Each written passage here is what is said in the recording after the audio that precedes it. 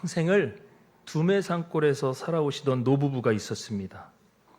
이 할아버지가 구순을 맞으신 거예요. 그래서 아들 부부의 초대로 난생 처음 서울 구경을 오시게 된 겁니다. 차만 오래 타면 멀미 때문에 그 집 근처를 떠나신 적이 없는데 이번에는 자녀들이 꼭 와야 된다고 이 성화에 못 이겨 결국 이 서울 구경을 오시게 된 겁니다. 뉴스에서만 봐왔던 서울의 모습이 딱 눈앞에 펼쳐지는데요. 와, 세상에 딴 세상이 따로 없구나. 막 모든 보이는 게 다 휘둥찬란했습니다. 왜요? 물은 물이요 풀은 풀이로 돼. 뭐 그런 데서 살아오셨기 때문에 보이는 모든 게 신기했던 겁니다. 그런데 그 본 많은 것들 중에서 글쎄 할아버지의 마음을 완전히 사로잡은 게 있었습니다. 잘못하면 심장마비 걸릴 뻔한 그런 일을 만나게 된 거예요. 글쎄 이 철문이 양쪽으로 쭉 하고 열리더니 허리가 아픈 할머니가 이러고 들어가셨거든요. 그런데 조금 있다가 나오는 게 예쁘고 젊은 아가씨가 나오는 게 아닙니까? 세상에 할아버지는 깜짝 놀랐습니다. 할머니가 젊은 여자가 돼서 나오네. 그러더니 잠시 곰곰이 생각하시다가 옆에 있던 손주의 손을 붙잡고 막 뛰기 시작하는 거예요. 손주가 놀라서 할아버지 왜 그러세요? 이러다 넘어지시면 큰일 납니다. 그러자 할아버지가 그러는 거예요. 얘야 지금 한시도 시간을 지체할 수 없구나. 어서 빨리 가서 내 할머니도 저 안에다 집어넣었다 꺼내야 되겠다. 빨리 안 하면 다른 사람이 거기 줄 서서 기다리니까 어서 가자 하고 그렇게 손주 손을 잡고 뛰어갔다라는 이야기가 있습니다. 뭐 누가 지어낸 이야기겠죠. 그런데 엘리베이터를 처음 본 할아버지에게는 이건 정말 까무러칠 만한 일이었습니다. 왜요? 세상에 사람이 바뀌어버리는 기계니까요. 할머니가 들어가면 젊은 여성이 돼서 나온다. 혹시 이 자리에도 누군가를 집어넣고 싶은 분 계십니까? 아니면 내가 들어가야겠다 생각하는 분 계십니까? 그런데요, 지금이 최고로 아름다우십니다. 지금이 최고로 멋지십니다. 그런데 혹시 이 사실을 알고 계십니까? 실제로 이보다 더 놀랍고 기가 막힌 일이 있다는 것을 말입니다. 죄인된 한 사람이 의로운 사람으로 되는가 하면 낡은 인생이 새로워지는 일이 있습니다. 절망이 기쁨으로 바뀌는가 하면 영원히 죽을 수밖에 없는 인생이 영원한 생명을 얻게 되는 일이 실제로 있다라는 겁니다. 그것이 무엇입니까? 바로 우리 주님을 만나면 말입니다. 오늘 이 예배를 통해 우리 모두가 그 주님을 만나실 수 있기를 축복합니다. 오늘 그 주님을 만난 한 사람을 오늘 본문이 소개해주고 있습니다. 죄인이었던 그의 인생이 주님을 만나 의인으로 바뀌었고요. 그저 세월에 휘파이 휩쓸려서만 살아가던 그 삶이 날로 새로워지는 그 사람, 그 인생을 소개합니다. 절망 속에 살아갔어요. 그런데 주님을 만나고 나니까 세상이 줄 수 없는 기쁨에 사로잡혔고요. 결국에는 그 주님을 위해서 전 생애를 다 바쳐 살아가게 된 한 사람을 소개하고 있다는 겁니다. 그럼 함께 본문 속에서 그 주인공을 만나 보시겠습니까? 안 만나시면 전 내려가야 됩니다. 함께 마음문을 활짝 열고 우리 본문 속으로 함께 들어가 보겠습니다. 오늘 본문인 이 누가복음 5장의 배경은요, 1절에 나오는 것처럼 게네사렛 호숫가입니다. 우리 본문 1절을 한번 같이 읽어보실까요? 1절입니다. 시작. 무리가 몰려와서 하나님의 말씀을 들을세. 네, 지금 우리 예수님은요, 이 게네사렛 호숫가에 계십니다. 그런데 많은 사람들이 예수님께 몰려왔다고 하죠. 말씀을 듣고 싶기도 했고 또 호기심에서건 많은 사람들이 그렇게 예수님께 몰려왔습니다. 그런데 여기에서 이와 동일한 사건을 다루는 본문이 있는데요. 그것을 평행 본문이라고 합니다. 성경에 보면 소제목이 나와 있고 거기에 다른 구절들이 이렇게 적혀 있죠. 그게 이제 평행 본문인데, 자, 오늘 본문도 마찬가지로 거기에 보면 마태복음 4장 18절로 22절, 마가복음 1장 16절로 20절 이렇게 나와 있습니다. 그러면 이 마태복음보다 먼저 쓰여진 마가복음을 한번 살펴보겠습니다. 자, 화면을 보시면서 같이 한번 읽겠습니다. 시작. 갈릴리 해변으로 지나가시니 시몬과 그 형제 안드레가 바다에 금을 던지는 것을 보시니 그들은 어부라. 마태복음도 이와 거의 동일하거든요. 자, 여기에 보면 동일한 사건을 다룬 내용이라고 했는데 우리가 보시면 차이를 발견할 수 있습니다. 첫 번째는 마태, 마가복음은 둘 다 갈릴리 해변, 갈릴리 바다라고 하고 말하는데 오늘 본문은 게네사렛 호수라고 말하고 있다는 거죠. 또 마태, 마가복음은 그물을 던지고 있고 오늘 본문 누가복음은 그물을 씻고 있고. 자, 그물에 관한 것은 나중에 살펴보기로 하고요. 오늘 이 장소에 관한 것을 한번 먼저 살펴보겠습니다. 질문 하나 드립니다. 자, 이 장소들은 다른 장소를 말하는 걸까요? 아니면 같은 장소를 말하는 걸까요? 네, 이건 우리가 잘 아듯 갈릴리 해변, 또 하나는 게네사렛 호수이지만 같은 장소를 말하고 있습니다. 이 갈릴리 바다는요, 성경에서 여러 가지 이름으로 그렇게 표현되어져 있습니다. 오늘 본문은 게네사렛 호수라고 말하죠. 그런데 요한복음 21장으로 가면 디베리아 호수라고 말합니다. 우리 주님이 십자가에서 돌아가신 후 제자들이 떠났던 그곳. 근데 같은 곳이라는 거죠. 그리고 구약 성경으로 가보면 여호수아 12장에 긴네롯 바다라고 합니다. 여기는 모세가 정복한 그 땅의 경계를 일컬을 때 쓰여진 말이거든요. 근데 역시 이 긴네롯 바다도 모두 다 갈릴리 바다, 그 호수를 의미해주고 있습니다. 그러니까 오늘 우리가 주목해서 살펴보려 하는 것은 어디는 호수고 어디는 바다고 왜 이렇게 헷갈리게 하는가? 자, 얼마나 이 호수가 컸으면 바다라고 하는가? 제가 한번 조사를 해봤거든요. 남북의 길이가 21km고요. 이 동서의 길이는 12km. 그리고 그 면적은 160제곱킬로미터에 달합니다. 우리 성동구가 16.85제곱킬로미터거든요. 여기에 한 9배에서 10배 되는 크기입니다.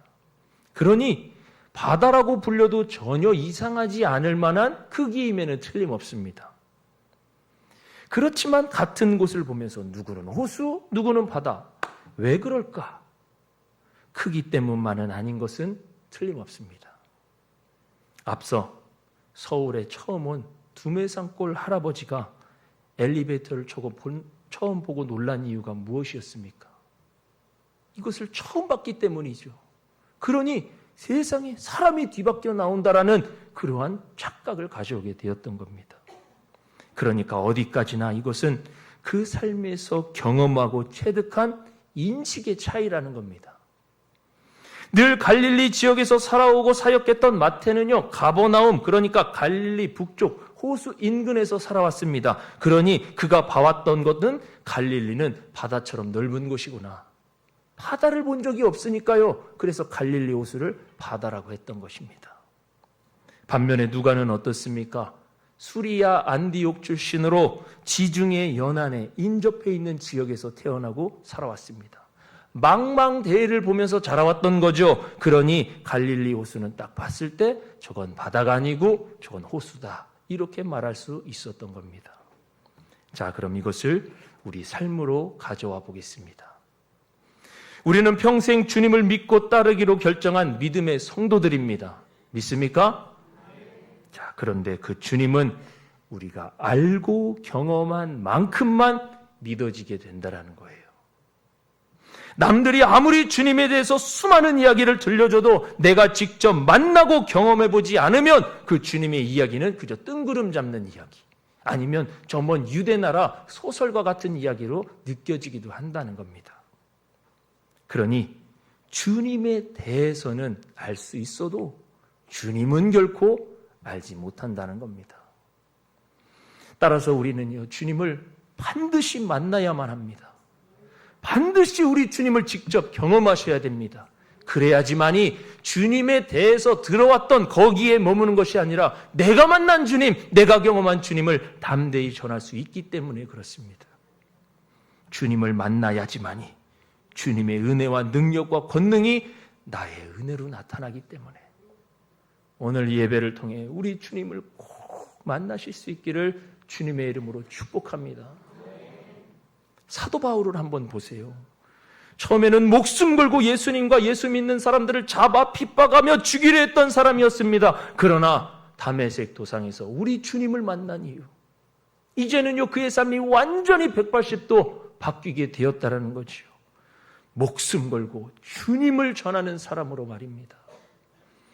또 수가성 사마리아 여인을 보십시오. 늘 사람들의 낯을 피해 아무도 돌아다니지 않던 그 정오 시간, 뜨거운 시간에 물을 길러오던 사람이었습니다. 수치심과 우울증과 대인 공포증에 사로잡혔던 이들이었어요. 그러나 주님을 만나자 이제는 당당히 마을로 들어가서 내가 주님을 만났습니다. 그 주님 때문에 내가 다시 살아났습니다. 여러분도 그 주님을 만나셔야 됩니다. 이렇게 전하는 사람으로 바뀌게 되었다라는 겁니다. 어떻게 이러한 완전한 인생 대변력의 역사가 일어날 수 있는 것입니까? 그것은 바로 주님에 대해서만 들었던 그들이 주님을 만나니까, 주님을 직접 경험하니까 그의 삶들이 완전히 뒤바뀌어서 좌절과 절망과 낙심과 우울이 아닌 기쁨과 감사와 평강의 삶으로, 담대한 삶으로 변화되어져 갔다라는 것입니다. 간절히 바라옵기는 오늘 예배하는 우리 홍익의 모든 가족들이 이 주님을 만나실 수 있기를 주의 이름으로 축복합니다. 그래야 우리의 삶이 완전히 180도 뒤바뀌어져서 담대하게, 당당하게 기쁨과 주님이 주시는 은혜로 살아가시는 모든 분들 되실 수 있기를 주의 이름으로 축복합니다. 그럼 어떻게 우리가 이 주님을 만나고 경험할 수 있을까요? 자, 보세요. 보통은 제자가 되고 싶은 사람이 스승을 찾아갑니다. 그렇죠? 그리고 무언가 도움이 필요한 사람이 도움을 줄 수 있는 사람에게 찾아갑니다. 맞죠? 자, 그런데 오늘 본문을 보면 우리 주님이 이렇게 직접 베드로를 찾아오셨다라고 이야기합니다. 자, 보시면 지금 누가 도움이 필요한 사람입니까? 우리 주님이세요? 아니면 베드로입니까? 당연히 베드로가 도움이 필요한 사람이었습니다. 그러니까 베드로가 주님을 찾아갔어야 함에도 불구하고 지금 누가요? 우리 주님이 직접 베드로를 찾아오신 겁니다. 야, 그래서 이게 기가 막힌 은혜라는 겁니다. 너무나도 감사하게 우리 주님은요 직접 찾아와서 만나주시는 분이십니다. 얼마나 감사해요. 본문 3절 말씀을 한번 같이 읽어보실까요? 본문 3절입니다. 시작. 예수께서 한 배에 오르시니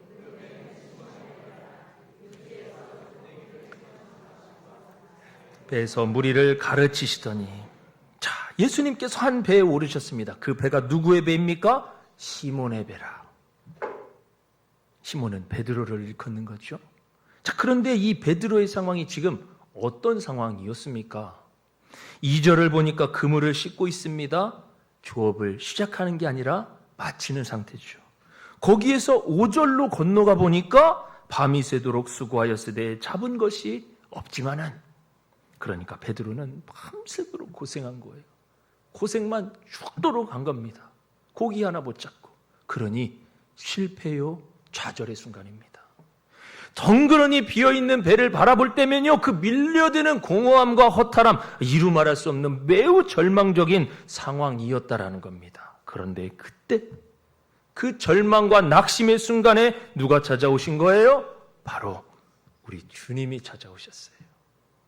이 얼마나 감격스러운 순간이 아니겠습니까?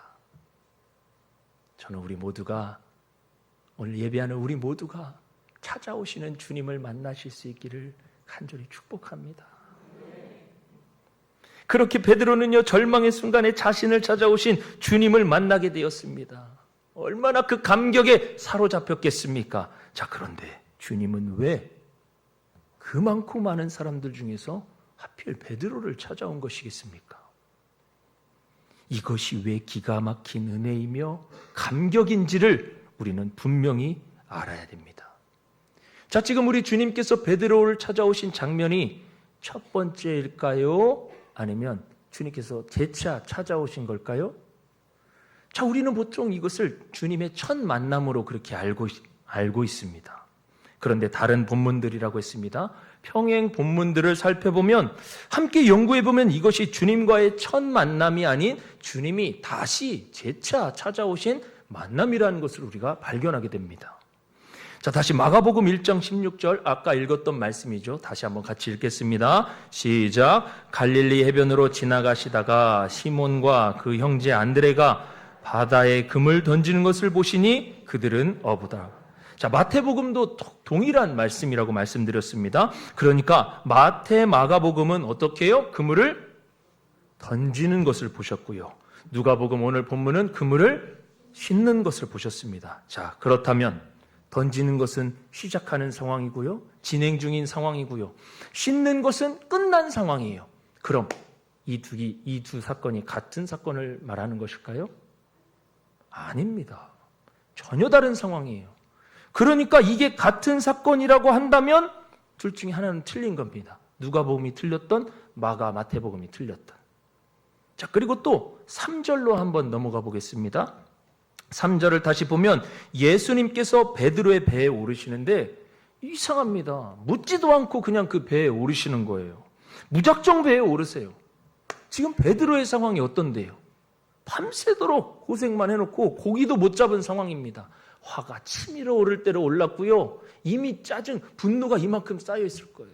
누가 건들기만 하면 하루 종일 뭐 했냐고 이런 얘기만 해도 터질 법한 그런 상황이지 않습니까? 밤새도록 수고했으니. 자, 그런데 처음 본 사람이 배에 올라서 여보시오, 무태서 좀 떼서 저기로 갑시다. 만약 이랬다고 한다면 베드로가, 아니, 베드로를 떠나고 어떤 사람이든 그것을 순순히 따라주겠습니까? 패대기치기 당하지 않으면 감지덕지게요. 자, 그런데 베드로는 순순히 주님의 말씀대로 배를 무태서 조금 떼었다라는 거예요. 참 이것도 첫 만남이라고 보기는 어려운 사건입니다. 자, 그리고 또 하나만 살펴보실까요? 요한복음으로 가면 요한복음 1장 40절로 42절 말씀 이렇게 말씀합니다. 요한의 말을 듣고 예수를 따르는 두 사람 중에 하나는 시몬 베드로의 형제 안드레라. 안드레 그가 먼저 자기의 형제 시몬을 찾아 말하되 우리가 메시아를 만났다 하고, 메시아는 번역하면 그리스도라. 그 형제가 먼저 만났다고 얘기합니다. 그리고 42절 말씀이죠. 같이 한번 읽겠습니다. 시작. 데리고 예수께로 오니 예수께서 보시고 이르시되 내가 요한의 아들 시몬이니 장차 게바라 하리라 하시니라. 게바는 번역하면 베드로라. 자, 처음 만났을 때 베드로의 이름은요, 시몬이었습니다.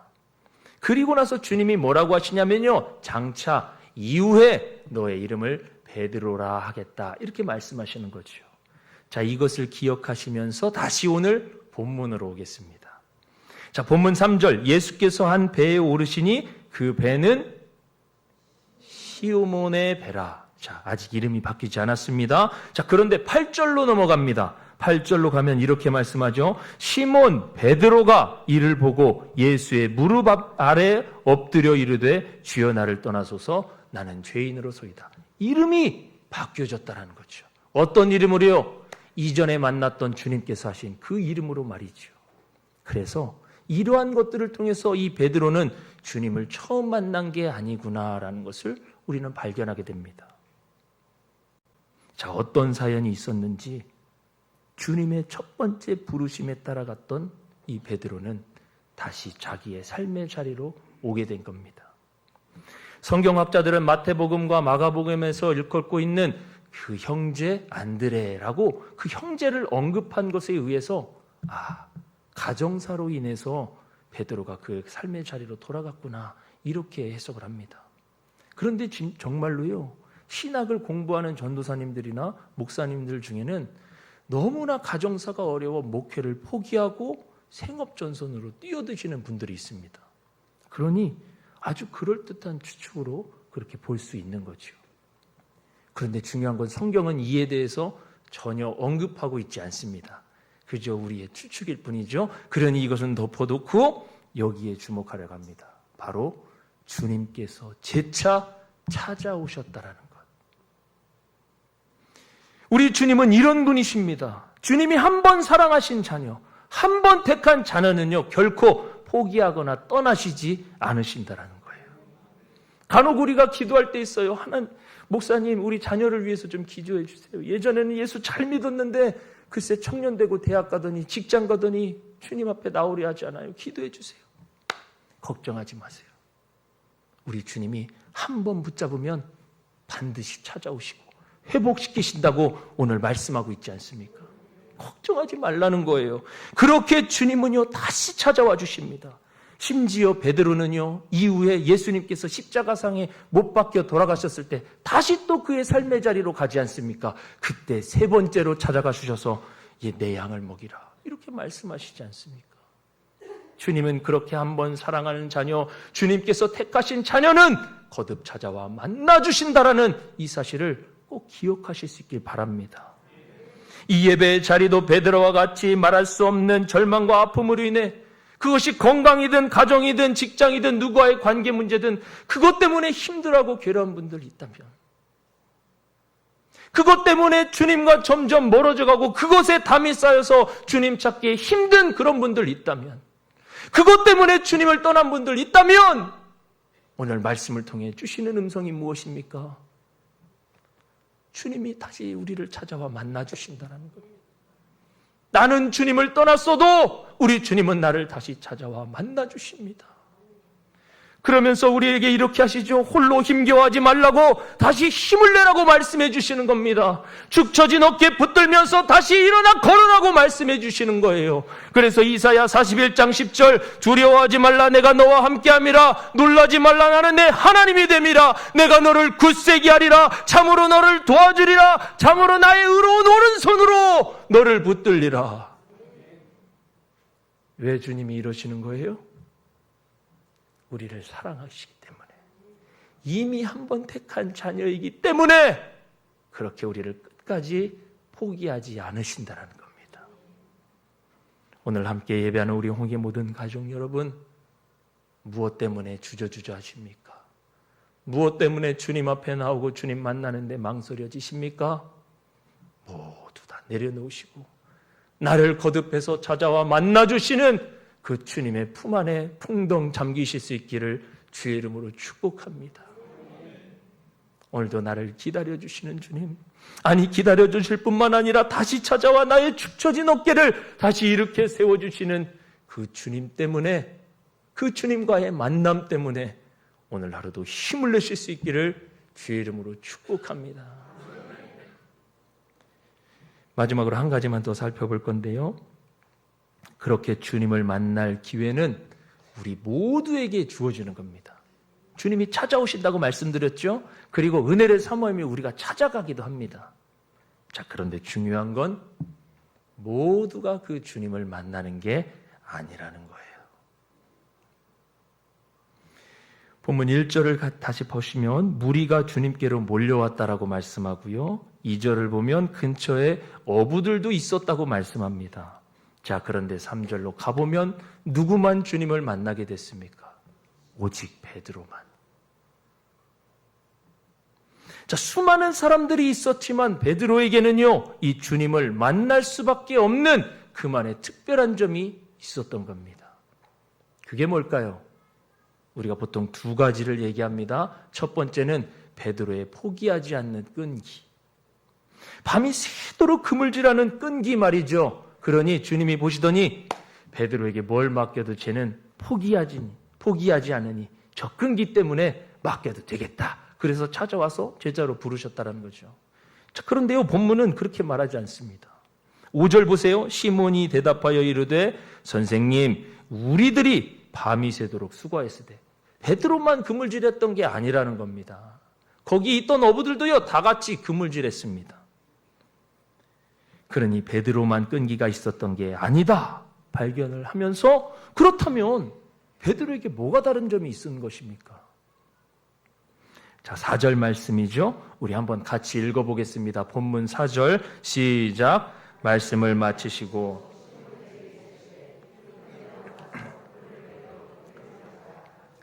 자, 이 말씀을 보면요, 시몬에게 말씀하셨습니다. 베드로에게 말씀하신 거예요. 깊은 데로 가서 그물을 내려 고기를 잡으라.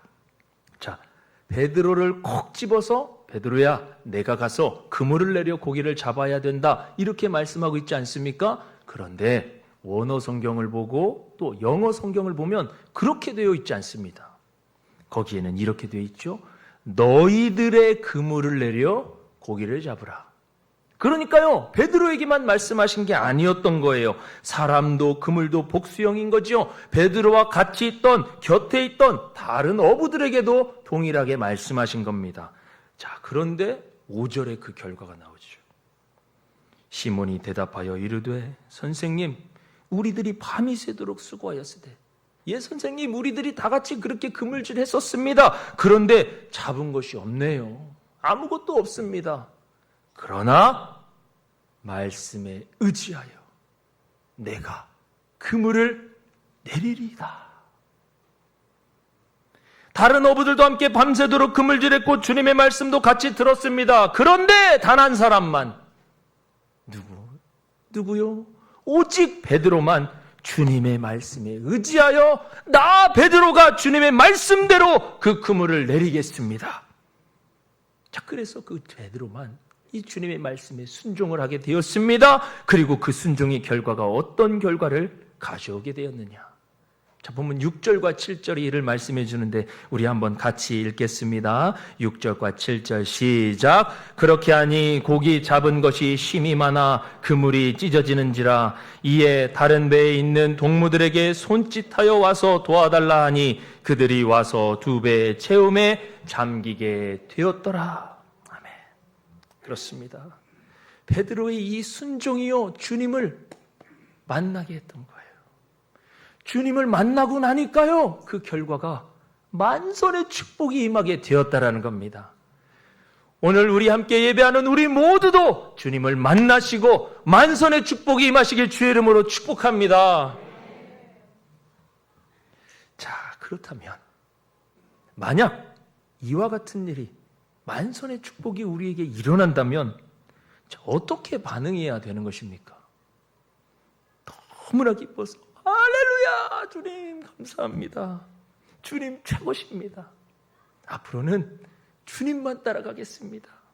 앞으로는 주님이 나의 최고이십니다. 뭐 그런 고백이 나와야 되는 것 아닙니까? 자, 그런데 베드로의 고백은 이와 전혀 달랐습니다. 8절 말씀, 베드로가 이렇게 고백을 합니다. 시몬 베드로가 이를 보고 예수의 무릎 아래 엎드려 이르되 주여 나를 떠나소서, 나는 죄인이로소이다. 아니, 지금 만선의 축복이 이 손 안에 있다니까요. 지금 너무 고기가 많이 잡혀서 이 배가 가라앉을 지경입니다. 그런데 주님 앞에 털썩 엎드리며 주님, 나는 죄인입니다. 나를 떠나소서. 자, 베드로가 왜 이런 고백을 하게 된 것일까요? 앞서 말씀드렸습니다. 베드로는 주님을 떠난 상황이에요. 처음 부르셨지만 그 주님을 떠났었습니다. 그런데 그 베드로를 보시고 주님이 다시 찾아와 주셨습니다. 그물질, 밤새도록 그물질하면서 힘들어하고 있는 그 모습을 보시고 주님이 오셔서 베드로야 힘드니? 베드로야 아프니? 나는 너를 포기한 적 없다 라고 하시면서 다시 베드로의 손을 잡아주시면서 그렇게 만손의 축복을 그 손에 쥐어주셨던 겁니다. 보통 사람 같았으면요, 주님 너무 감사합니다, 저를 회복시켜주셔서 너무 감사합니다, 이렇게 뛰고 찬양했겠지만 베드로에게 중요한 건 그게 아니었던 거예요. 만선의 축복보다 더 귀한 주님이 나를 다시 찾아와 주셨구나. 주님을 떠난 그러한 몹쓸 그러한 사람인데도 불구하고 주님이 나를 다시 찾아와 만나 주셨구나. 이것이 그 어마어마한 만선의 축복보다 더 귀한 베드로의 고백이었다라는 겁니다. 그렇다면 우리에게 있어 최고의 축복이요 어마어마한 은혜는 무엇이라고 고백할 수 있겠습니까? 우리가 무언가를 이루고 성취했다라는 그것이 아니라 비록 내가 주님을 떠났다 할지라도 주님은 결코 나를 떠나지 않으시고, 비록 내가 주님을 떠나고 주님을 모른다고 할지 모르지만 그럼에도 주님은 다시 나를 찾아와 만나 주신다라는 이것이 우리의 가장 큰 축복이며 가장 최고의 귀한 은혜로 고백할 수 있는 우리 모두 될 수 있기를 주의 이름으로 축복합니다. 우리 홍익의 모든 가족 여러분, 삶의 어떠한 것에 만선을 기대하십니까? 오늘 본문을 통해서 우리에게 말씀하시는 것, 우리 삶의 모든 것이 만선이 되는 게 축복이 아니라 바로 우리 주님을 만나는 것.